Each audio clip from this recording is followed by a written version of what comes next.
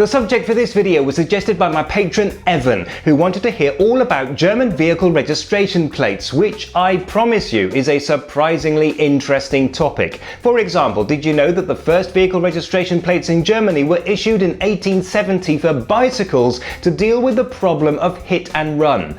Yes, you heard correctly, hit and run cyclists. The system used today was introduced in West Germany in 1956. The biggest difference between then and now is the font. It used to be this, a typeface developed in Germany in the 1930s and popular as a general-purpose font all over the world. It's a great font, but with one drawback. It's very easily tampered with. Letters and numbers can be changed by adding a piece of black tape or a small amount of white paint, and this wasn't considered ideal.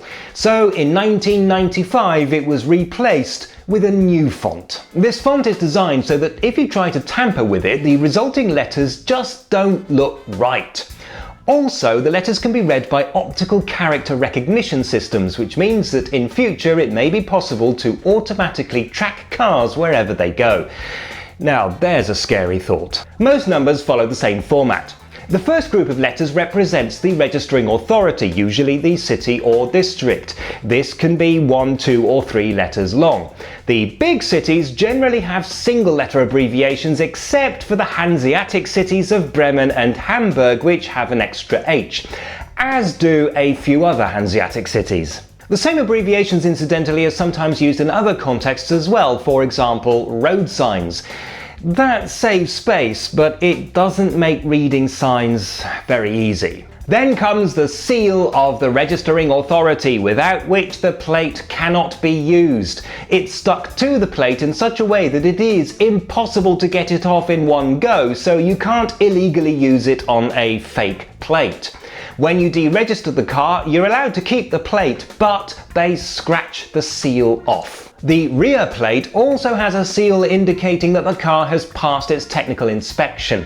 It also gives the date the next technical inspection is due, and it has a different colour for each year. Then there is another group of letters, either 1 or 2, followed by up to 4 digits. The maximum number of letters and digits you can have is 8.